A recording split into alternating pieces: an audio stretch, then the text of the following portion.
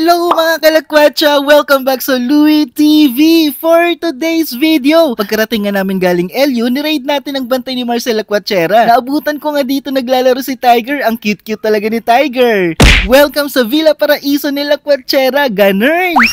Ang tour guide ko nga dyan sa pag-ikot ay si Tiger. O diba? Apakabibong bata.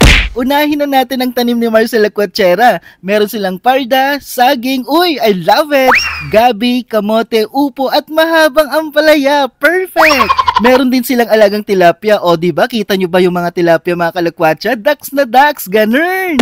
Ito naman ang favorite part ko sa bantay nila Marcel Lacuachera. Meron silang ilog na pwede talagang pagliguan. Maganda din sa part na ito kung gusto nyo mag-relax with matching mountain view pa. Shala! Meron nga din silang tinatawag dito na tubog. Nakita ko nga sa vlog ni Marcel Lacuachera na uminom sila ng tubog. Syempre hindi na din natin pinalagpas ang pag-inom ng tubog. Kasjay! Iba din talaga kapag may mga ganitong taniman. Mabubuhay ka na talaga, George. After ko nga maglibot, naghanda na si Marcel Lacuachera ng lunch. Syempre for the kain na naman ng person.